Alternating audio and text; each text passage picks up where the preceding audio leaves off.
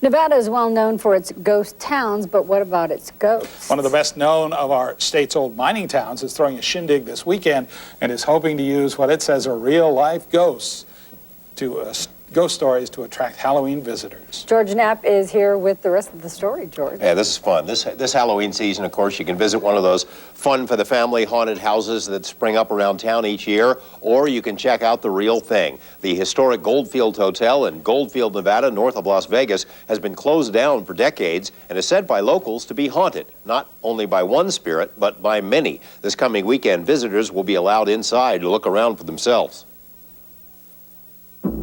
Locals have talked for years about seeing people in the windows and seeing unusual lights when the building has been vacant. I was a little skeptical, but I've become a believer. Harry Keene isn't exactly your gullible, wild-eyed spook chaser type. As the former district attorney of Esmeralda County, he's learned to recognize con artists and thin stories. But like nearly everyone in town, he thinks there really is something supernatural about the Goldfield Hotel.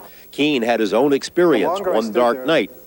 It seemed like something was coalescing in my head, something like Harry, Harry, calling me, which I didn't like at all.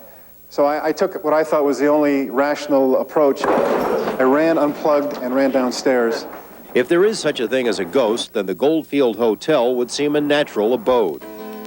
The hotel is the heart and soul of a town that itself is a ghost of what it once was. A lot of people died here, some under mysterious circumstances, and several of those deaths occurred in the Goldfield Hotel. Some people were treated very badly here, you know, whether they were kept captive or their money was stolen, their gold was stolen, and I think there's some angry people or spirits or...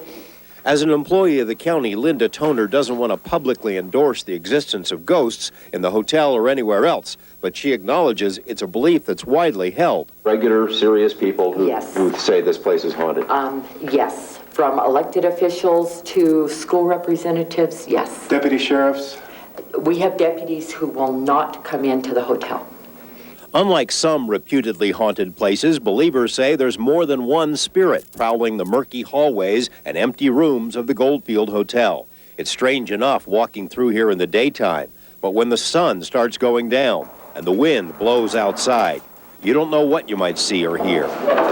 This is the most haunted room in the hotel, room 109. Room 109 is the coldest, darkest, and spookiest room in the hotel. Its very walls appear to be bleeding. According to the former owner of the place, it was in 109 that a young prostitute, supposedly impregnated by mining tycoon George Wingfield, was held against her will to prevent a scandal. She wound up having the child.